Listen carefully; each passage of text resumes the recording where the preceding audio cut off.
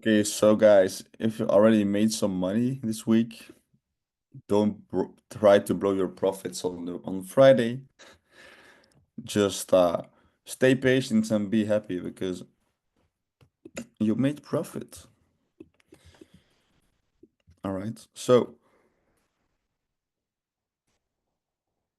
excuse me, I wasn't just woke up. But first of all, we have USD CAD. You have a 2-day pullback.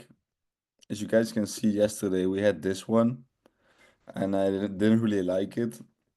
And I wanted it to go a little lower like this, and it actually did the exact thing, which is cool. It made the W. It's a big W though, and it gave us an arrow. It's a big stop loss. It's a 80 pip stop loss, which is a lot. Most of the time in the trading sci-fi, we only take like 30 pip stop loss. So be careful, guys. This one is 75, 70 pips, which is a lot. Know that this pair is probably not gonna move 140 pips in one day, and that you're gonna have to pull it before the news because we have US dollar news and Canadian news. So with knowing that, you also know that it's not that interesting to actually take this trade with 70 pips stop loss because if you're gonna have to pull early, the chance is big that it's gonna be in drawdown because you have a 70 pip stop loss. So don't personally, I'm not taking it. It is a valid play though. Um, but if you think about it, you already made some profits this week. You know, there's US dollar news, Canadian news, and it's Friday. That personally, I would not take this one, even though it's still a valid play. GBP dip from yesterday. Do you guys have certain pairs you want me to go over? Because there are also 15-minute and 5-minute pairs. I know Jorrit asked for the 1 hour pairs.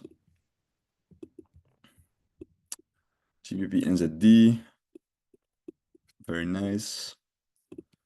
1 day pullback, 2 days of pullback. W.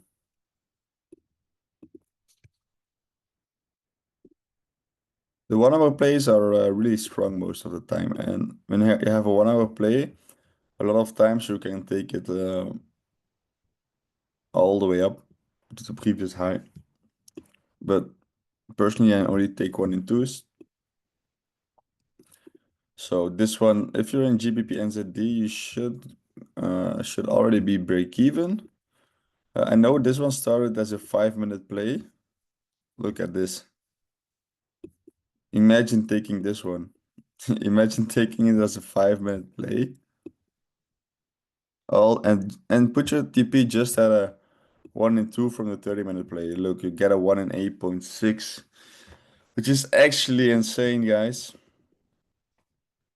Actually insane. But you gotta get a little lucky if you wanna play it like that. Personally, it's hard to be consistent if you wanna do that. So personally, I only go for the 1 and 2s.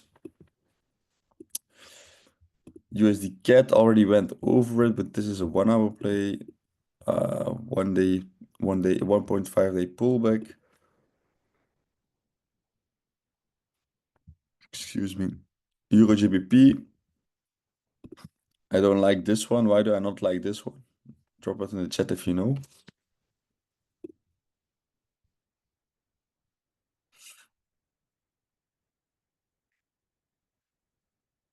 Yes, I don't like the M. I don't really like the M. If it what do we have this M is like this, but what can happen is that it's forming an M right now, but I doubt it. Is that this price does this and then goes down, and it's pretty okay. But like this, I don't really like it. I saw someone smaller W on USD CAT. Is that wrong? Is that wrong? You mean on the 30-minute time frame?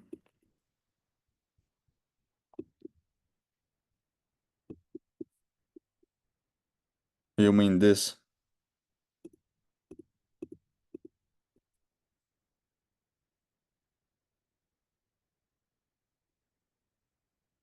Yes. Yeah. So you are right. You have a small W, but when you want to take a trade, you always want to put your stop loss below the low because price can always retrace to the low. And we only the reason why we don't put our stop loss about at this area is because whenever price is still above this low, it's still valid and the price could still go up. There's more how do I say this? There's more of a chance of price going down when this low gets broken. So that's why our stop loss is here. We don't want to be in this trade anymore because then price is probably going down. So our stop loss with the strategy that we are trading always goes below the lowest low. All right. We did have USC itself yesterday, and that was a nice one. We called this in the morning, didn't we, or not? No, that's strange. Oh, my time zone is at the wrong thing. Right. Yeah, we called this one in the morning. I know some people also took this one. So we have the M. Really nice setup though. We have the pullback, big pullback, as you guys can see. We have the M, 30 pip stop loss, a little more, 1 and 2. Very nice. Now, this is something you can also do, but this is not according to the Cypher rules, but when you have when you have a pullback and M, a dark shade, and your setup plays out, and then you get a new arrow in the same trend, it doesn't happen a lot. You can also take this play again. You can put your stop loss right here, above this high. You could take this one. Look, this is already went to a 1 and 1 again. So this one should be break even. You could do this again, which is nice. But you can only do this when the trend is when the new arrow is in the trend. Yeah. But personally, if you already made profit with the first one, you don't always have to chase the new pairs, the new setups, and just especially when you're newer, don't take every single trade. Yes, Saglar, I know what you mean. Shouldn't be the stop loss at the previous high.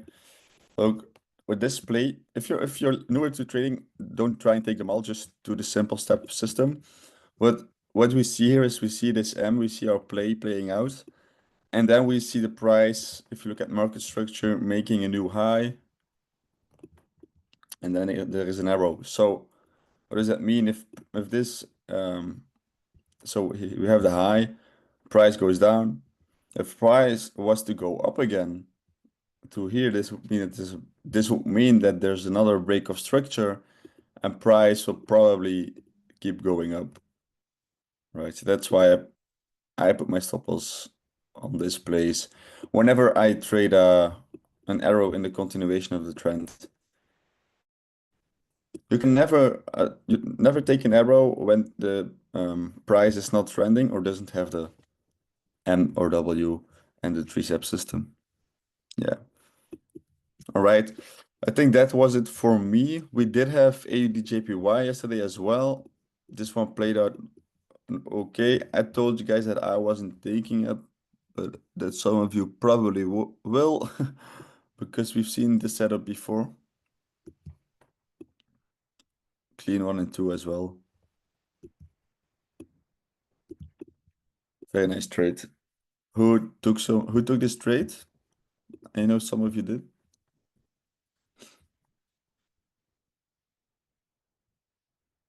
Yes, yep, yes.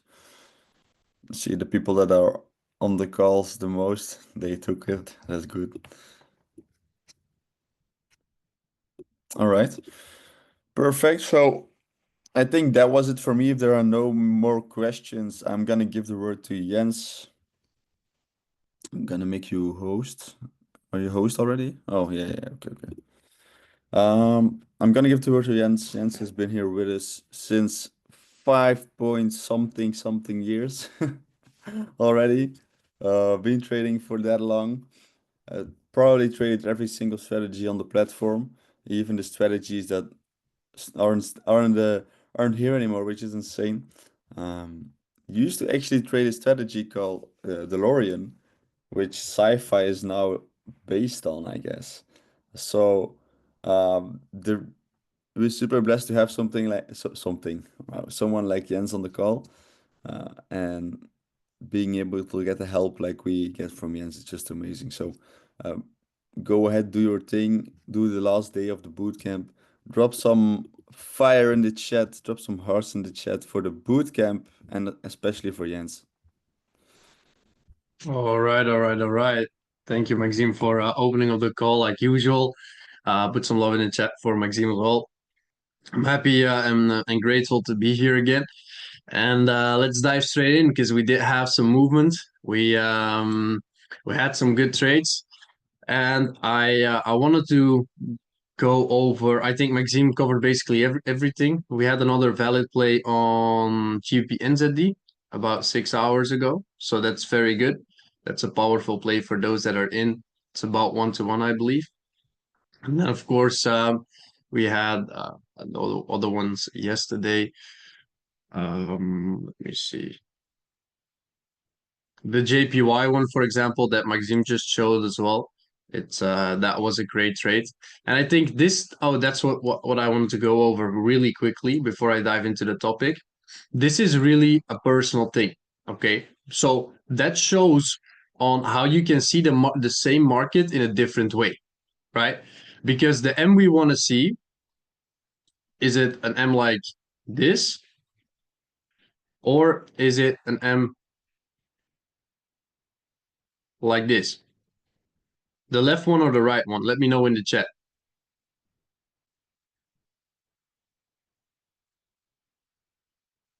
Yeah, the left, right? Now, if you look at this M and you look at the bodies, some people look at the bodies of the candles for structure. I know Maxime likes to look at bodies for structure, right? Then this is your high, then this is your low, then this is your high, and then this is your other low. So if you look at the body of the candle, then this is definitely not valid. Now, personally, I look at the wicks. So for me, it is, right? So that's where you can differ. You can have a completely same strategy and still see something different, right? That's why in your trading plan, in your objective trading system, which we talked about yesterday, you want to have everything written out. Every question you can have written out. Okay. Now, personally, I just look at the wicks. I always did, and in this case, I'll have a trade or two that I can take that Maxime is not taking, for example. Sometimes it will be a win, sometimes it will be a loss. That's just the decision you make as a trader, right? Now, another reason why I was really positive about this one is because you can see we have two candles up right here. Then we have like 1 and 2 bearish bullish, but then we have two candles down, two candles up, and three candles down. So that's a good thing because we had more than two, two, two, two. Okay. Now, anyway, I just wanted to show that for educational purposes that even a small difference like that can bring confusion. And then when you miss out and the trade is right here, when you're like, I'm not gonna take it because whatever, and then the trade is right here, then you cannot afford to get emotional, right? Then you cannot afford to get emotional and start selling, because then the price will reverse, and then probably you will, let's say you get in here, you're in some profit, you're cool, you pull back, and then right here you get afraid because now you're in drawdown, right? Now you're like, oh damn, what do I need to do? And then you pull out your profit or your loss. Actually, you pull out your trade at the wrong time, and that's a prime example of emotional trading. Okay, and how can you avoid that? Is by knowing beforehand: do I look at wicks or do I look at bodies? Right? Very important. Like those small things. Do I look at the wicks? Do I look at the bodies? Is the 2-2-2 rule for me something that always has to apply, or only 3 out of the 4 twos, right? So really having something clear is very important when it comes to that. I'm gonna include this into the track record just for the educational purpose there, but I'm not gonna include the profit of this trade into the track record, since we didn't really call it. During the call, Maxime said I'm not taking it, so it would be weird to then put it in a track record, right? So, but I'm gonna put it in just for the education, and I'm gonna put 0% profit on that, so you guys also see that we want the track record to be as transparent as possible. Now, anyway, today we have the last day, or what should be the last day. It will depend on the timing, because I have one more topic that I wanted to discuss yesterday, which is journaling your trades. It's very important to journal your trades, and that's also what we do, not only in the track record, but we also have the journal template, right? Let me drag this in here. Here you go. I don't know if y'all can see that Notion document right now. Yeah, I believe you can. So the journal template is something you can use. You don't have to, but it's just some of the resources that we provide, for you to be able to go and trade with. Okay, so basically what you want to do is at the right hand corner, when you have this like in the link, it will look like this in browser. I have the app, of course, that's easier to use, but the first time you get this document, it will show up in a link. Okay, and at the right hand corner, you will have this little button. It will say duplicate. That's the button you want to click to then duplicate this to your own Notion. Okay. So that's pretty important. Now, anyway, from there, you will have more or less like the same track record that we have in, or the same journal that we have in the track record. It's pretty simple, pretty straightforward. And what you want to do is when you place a new trade, you want to just click the button. Okay, so you click the button to place a new trade, and let's journal this one together. Let's journal AUDJPY together. So what I'm gonna do is I'm gonna go AUDJPY, and I'm gonna take a look. When did we open this trade? Right here. So it was called at 7 in the morning. So this open of the trade was yesterday. I'll include the time because I like to see what time it was called. And it was 7:30 that the candle was valid. Okay, if it says 7 in the morning, it's 7:30 because that's when the candle is valid. The strategy is sci-fi, and then I can put in some charts. So the charts that I will put in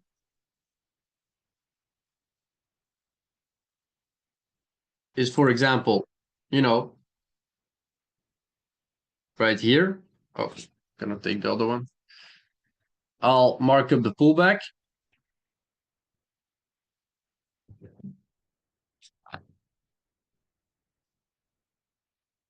Pullback day 1. All right, cool. Then we have the next significant move, pullback day 2. Amazing. Oh. There you go.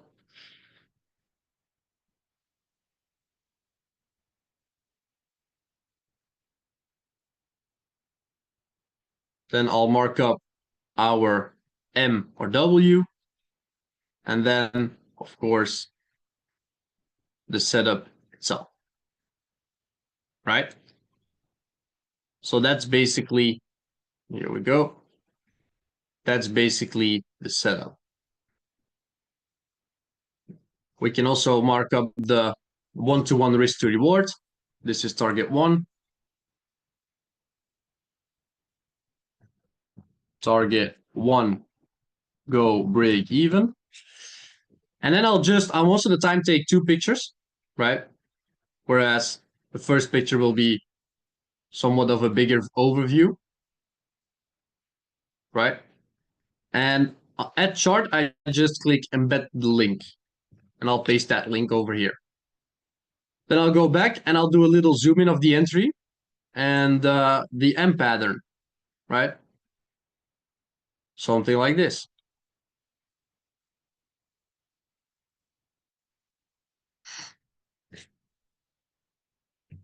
Here we go. And the result of this was a win. Okay. So let's say you take 2% profit, 2% risk, I'm sorry. And then you have realized RR. Does anyone know what that means? Put it in the chat if you do.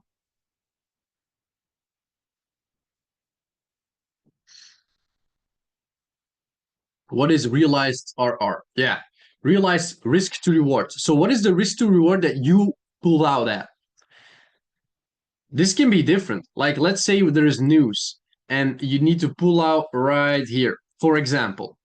Then your realized risk to reward will be 1.41, right? Now, in this case, we just hit TP2. So our risk to reward that we were able to realize is a 2. Okay. You see it popping up in the percentage right away because this is the first trade that I really put in. And that's basically it. Okay. I can put in the balance before. It will automatically calculate the profit and the balance after. And then, of course, I have my journal here. The order, it's a sell. The time frame is 30 minutes. This was a successful execution because I followed my plan. And then, for example, here I can write out like, hey, the M was a little confusing since the bodies of the candles were giving a higher high, but based on the wicks, we see a lower high. I took the trade and made the profit. Now I know to include this detail in my trading plan / objective trading system. Okay, so that way you can journal basically what that is. Your most important lesson can be look at the wicks, or it can be look at the bodies. You know, whatever you decide to do, it's just important that you stick to it. And then, of course, you will see the overview right here. So I like to just, I like to just take this balance after the last trade. If you put that balance right here, as you can see, this is the Euro USD trade. I don't know. This is just some of the examples that I made. This is not the track record. But as you see, it will calculate automatically. So the balance after that trade is the balance before the next one, of course. And now the account balance is right here. The biggest lesson, why do we have that? Because there is a box right here that will show all the biggest lessons. Okay. And this is basically how the journal works that we use. Now you don't have to use that. You can use Excel, you can use whatever, but I found it really helpful. And I would say if you do an hour or 30 minutes on YouTube about how does Notion work, it will help you a lot in your trading journey just by knowing how this app works and how easy it is to actually build stuff like this. You can customize it, you can do whatever you want with that. Okay, so put a 1 in the chat if that's all clear.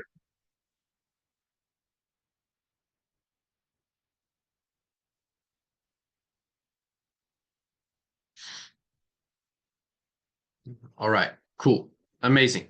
So that's the first part I wanted to talk about today.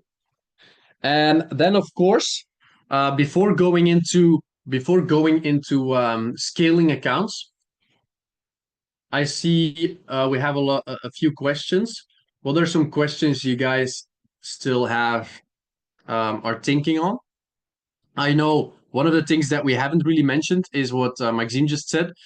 Is in with sci-fi for trading the 30-minute time frame, we like to have a max of 30 pips in stop loss.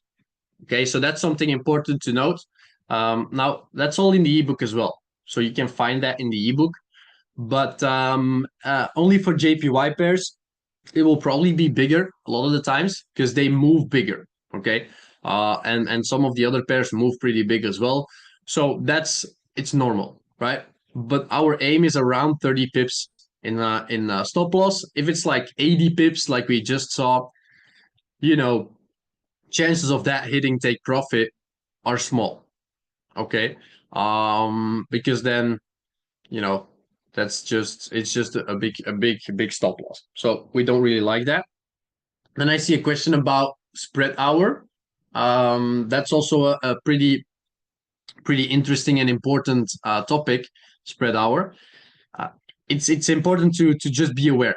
Like in between 11 and 12 in the evening, there is an hour where the market will close and where the spreads will open up. So that's just going to happen every day. The spreads open up because there's less activity. The spreads are going to open up automatically. And if you're still in a trade by 11 in the evening, Central European time, then you might get kicked out of trades if you're close to stop loss. Okay. So you don't want that to happen. So what you can do is if you're close to stop loss is pull out before the end of the day.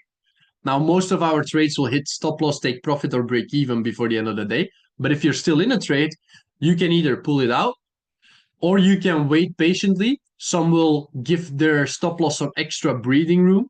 So some will move their stop loss like 10, 15 pips just before 11. But of course, that brings more risk with it. Because if you're risking 2% on a 30 pip stop loss, and then you're adding 15 pips to your stop loss to make it bigger, to have some more breathing room, now you're risking 3%, right?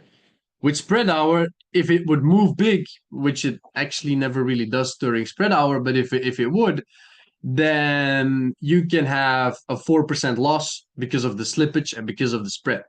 So that's something you need to take in consideration, but that's not going to happen a lot.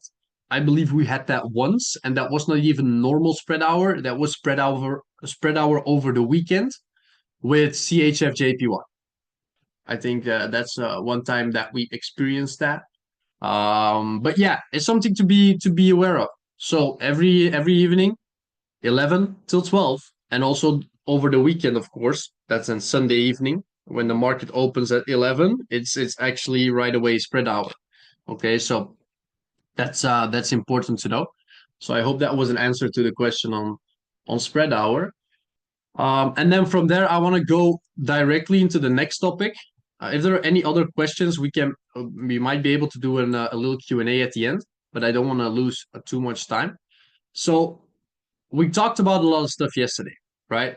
We talked about your win rates. We talked about the risk management. We talked about the emotional part of detaching to the result, which is all important. But now, how are you going to fund your account? Okay. And this is very, very key because if we look at it in a compound calculator,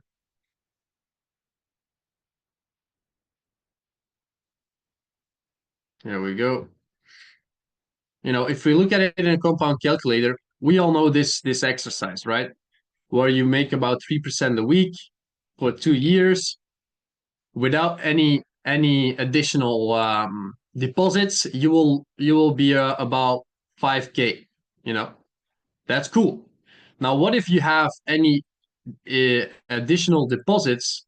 For example, on a weekly basis, about 100 euros, you'll end up around 80K. So that's a big difference, right?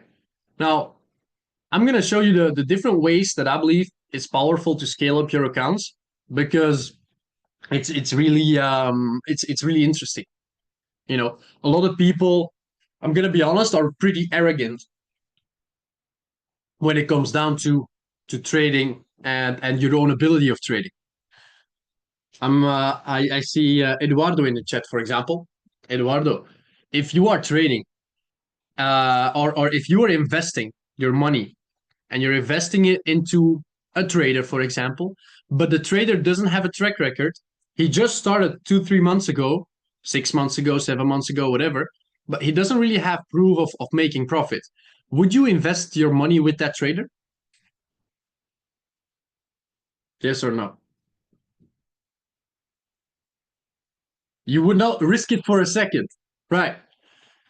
Now, so if someone is like, yeah, but I can trade, but I just don't have the track record, and then people would never invest into them.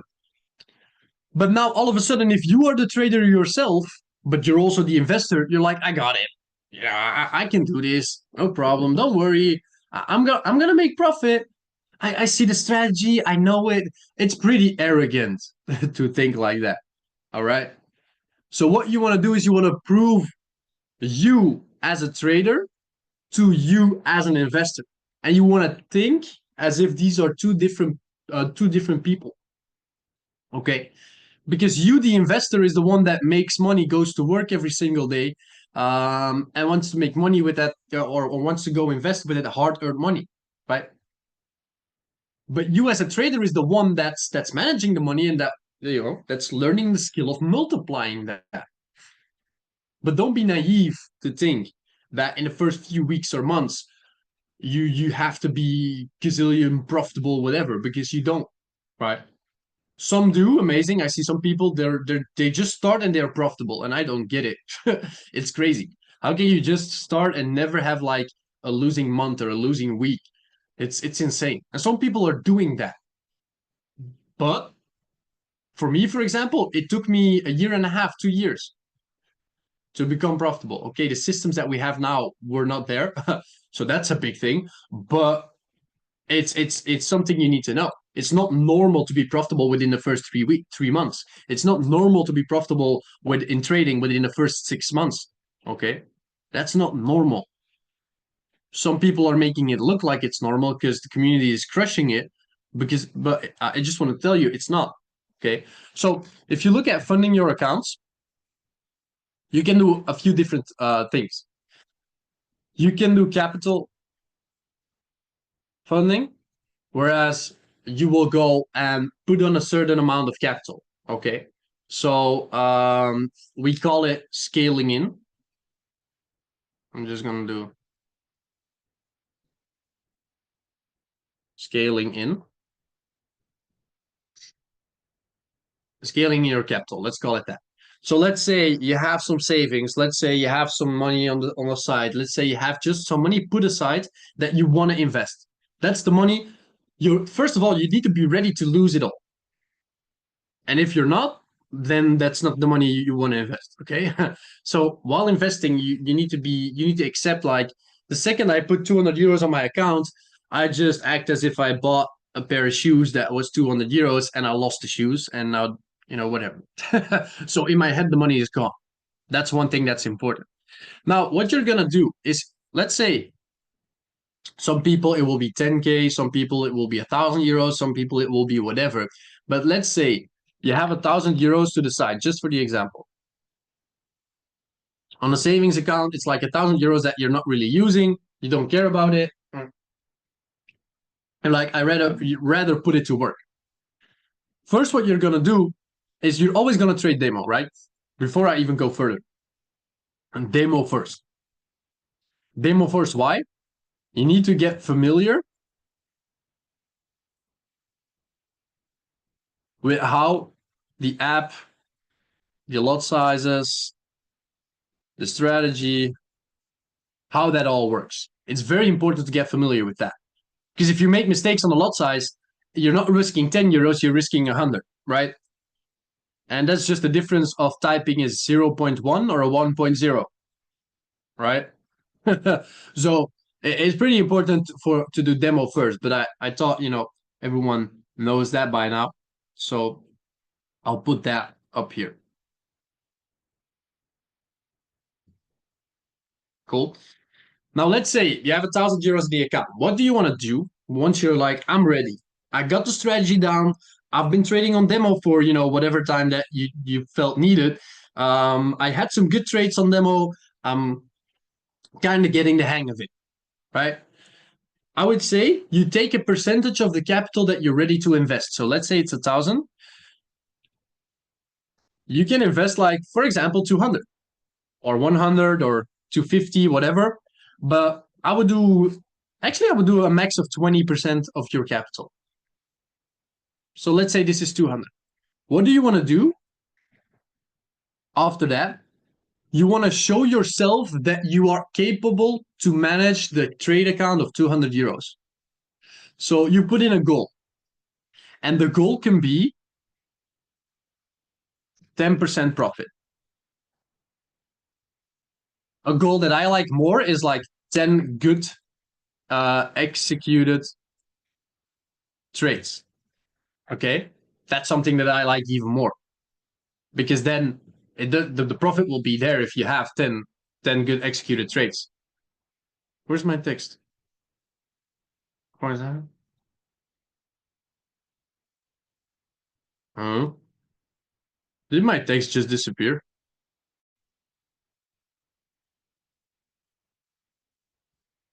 Please come back. Now, show. Anyway,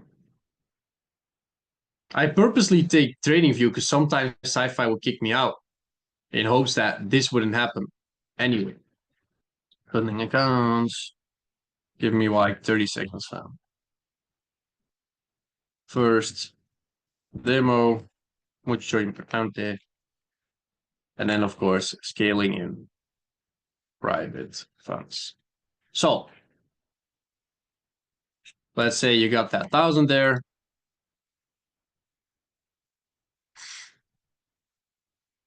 The first step you'll take is you'll put in 200, right? And you'll prove to yourself, okay, I am able to make profits with this. Because if you're not making profits, that probably means you're either going break even or you're taking losses. If you take losses, you rather lose a little than when you lose a lot, right? But if you're making profit, you can add to your account. So let's say, right, we have the 200. 10. The goal is to make or to put in 10 successful executions. Okay, successful means journal the right way. We follow the game plan. You can have an accountability partner for this. You can ask questions to us. You can come to the workshops. You can do whatever. But you want to make sure that, for example, 10 successful executions is what you do. After that, you can deposit another 200 euros. And now you are scaling in and you're repeating this process of scaling in the money and putting it to work. Because again, if you're losing it, cool, there's no point of putting in more money. And then let's say you make a mistake and you blow half of your account. If you blow half of the account, you only lost 100 euros, which is only 10% of what you were initially willing to risk. Okay? So that's important. Cool? Put one in the chat if that's clear. That's the first thing. Then the second thing is scaling in with cash flow. Okay. Scaling in with cash flow could be, for example, depositing 100 euros a week, right? That could be a way of scaling in with your cash flow. And I think that's one of the most powerful ways to do it, because over time your account will grow big. You can also combine these two. Okay. So that's something interesting as well. Or so what some people would do is they use their cash flow and they only scale it in when they have 10 successful trades or 5 successful trades, right? They will not scale it in if they're only losing. So you can do whatever you want with that, but you choose a number.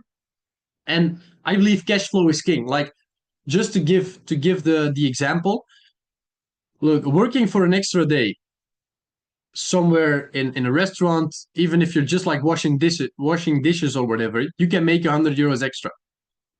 Going gold is 150 euros extra. Doing both of these will give you 250. You know, you can go platinum too. You can do whatever you want. You can build any business. I know people that build e-commerce businesses and they put that money here. You can do UGC deals, for example. You know, who are the UGC creators on the call? Put one in the chat. Like, the average deal they go for is a few hundred euros, and they do more than one deal a week. You know, so whatever you do, you want to have cash flow, because what happens if you don't put 100 euros a week into your trading account? You know, we already know 100 will get you to about 80K. Now, what if you do 250? That looks like not so big of a difference, right? That's 100,000 extra. This is insane. So, for those that think you're too good for the extra job, you're too good to do the extra side hustle, you're too good to build the business on the side, think about what you could be missing out on in 2 years' time. Because that 100 euros extra or that 250 right here instead of the 100, it gets you 100K extra. Okay. So I believe no one is too good for the extra side hustle, for the extra cash flow, because that's really what can scale your accounts big, right? So this is sort of like, for the crypto people, this is like DCA, just dollar cost averaging into your trading account. That's basically what it looks like. Weekly deposit into your trading account. You can do monthly, you can do weekly, you can do whatever you want with that. Okay. Now, of course, there are people that are like, yeah, but I don't have the private funds to the side. Okay, cool. Then you definitely need the cash flow. Yeah, but I don't have the cash flow. Yeah. Then you definitely need to change something about your situation. Right? Because let's be honest, the place where you are right now is the collective of the decisions that you made yourself within the last 5 years. 5 years, 10 years, something like that. But if you're gonna keep making the same decisions because you have the same program, the same mindset, the same subconscious thinking, you know, your decisions, 95% of your decisions come from your subconscious. So you don't even decide for yourself. You actually decide, or your programming decides for you. Your paradigm does. Shout out to Bob Proctor, by the way, a man worth studying. Go check him out on Paradigm. Very, very big on that. It's insane what you can learn there. So developing yourself as a person will be one of the most important things, so you can start thinking differently from a subconscious level. And when you start thinking differently from a subconscious level, you will make different decisions. And that's the only way where you will have a different situation. You cannot make the same decisions and expect something else. That's the definition of insanity, according to Einstein, right? So it's very, very important to know that if you want to scale in your accounts and you want to make money with money, you need money. I see people starting with this that have, like, you know, nothing left. And I was the same. So I support every single one of you starting with this. But don't think you're too good to go work the extra job. Don't think you're too good to go gold. Don't think you're whatever to not do UGC and get cash flow there. Because the cash flow is really what will make sure that you can win. I always say it, like, you can learn how to make, you know, how to multiply your money by 1,000. But if you have zero money to multiply with, what's 0 times 1,000? It's still freaking zero, you know? So that doesn't make any sense. Okay, so this is something that's really important. And then another way is OPM. I'm not going to go too deep into that. There are certain companies you can go to trade with capital that's not yours. But I don't have time to go really deep into that. The only thing I can say about it, you'll probably know about how that works and stuff. But OPM stands for other people's money, by the way. You don't want to get personal loans. There are companies that do stuff like that, where it's never personal loan or whatever, so you never can get in debt or crazy stuff. It's a great opportunity for some, but I found that there is the private funds is really the way where people really win. I had a lot of conversations lately with a lot of people that are very successful in trading, and you always see what they do is they focus on cash flow and they put it in the trading account. They focus on cash flow and they put it in the trading account. And they multiply, and they're patient to do that. And then it can go pretty fast at some point. All right. So that being said, I'm just gonna double check if I covered everything that I wanted to cover. But I think we do. What you want to do from there is you want to go to the Innovators Club website, because now you have the full like game plan. You have basically everything you need, I believe, with the bootcamp we already had, and then this bootcamp on top of that. You want to go to the library. And for those that are looking to go full time with this, or looking to really get big, huge results, is I would say watch this call of Dan Jukes, The Path to Wealth. This call right here will give you the full blueprint on how to go full time and how to do it responsibly. Okay. Not that you have 2 weeks of good profit. Oh yeah, I made 5K in the last 2 months and or whatever, or I made 1,000 euros a week for the last 5 weeks. Then you think you're unstoppable, right? No, you're not. So you don't just want to go full time because you had 5 weeks of 1,000 euro profit. First of all, that's nothing special. But second of all, the 5 weeks after that are not guaranteed. Okay, so he gives a full-on game plan to really build wealth. And I just wanted to add that in here because I believe, we can have everything about sci-fi, you can have everything about the strategy, but if you don't know how to manage your money, nothing will change. And I think that might be the most frustrating part, right? The most frustrating part of trading is trading will be a reflection of yourself. One of the UK boys were at the office and they're trading big. They are this is recorded, so I'm not even gonna say numbers, but they're trading pretty big. And he said, show me your MetaTrader, I'll show you who you are. And that hit. I never heard that before. Show me your MetaTrader, I'll show you who you are. And it's true. It will be a reflection of your thinking process. If you see a win, another win, then a bigger lot size, then you see a loss, and then you see in short amount of time, you see a loss. What happened there? Right? You had some wins, you got greedy. You put a bigger lot size, you made a loss. And then you want to revenge trade that. So this is really where, if you show me my MetaTrader, I'll show you who you are. I found that a powerful quote, but it's so true. So developing yourself as a person should be one of the main priorities.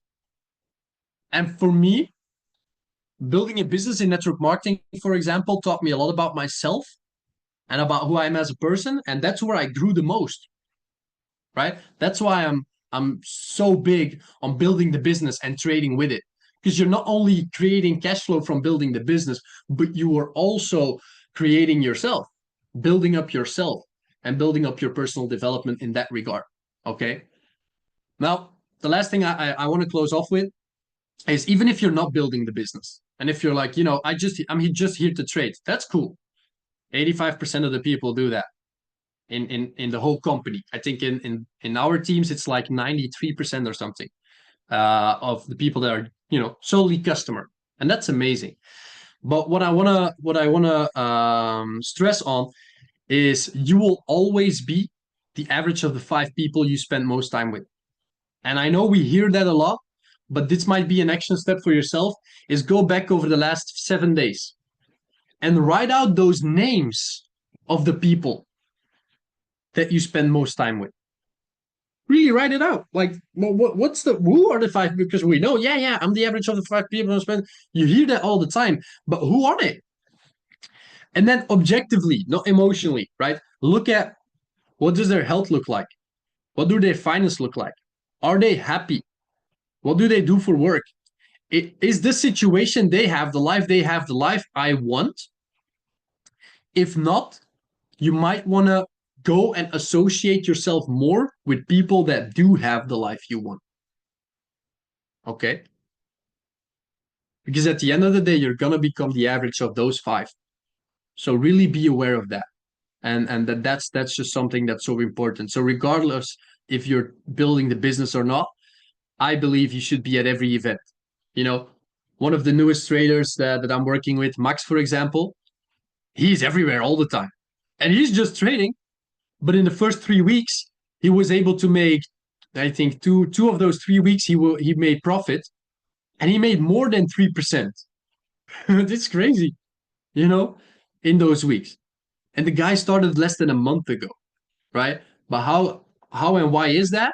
Because he's really learning the strategy, pretty focused at home, but he's also plugging into the office. He's plugging into the calls. You see him everywhere. I don't need to call him like, hey, you need to be there. No, he's just there. And that's why I believe he will be a big success in trading and eventually whatever he wants to do in the future, right? Because he's developing himself as a person. And I think that's just something people underestimate a lot, is networking, connecting, and learning from other people's mistakes when it comes to trading. All right.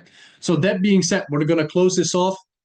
That's all I wanted to share. I hope this little boot camp was valuable to see live, so we can go over the trades and stuff like that.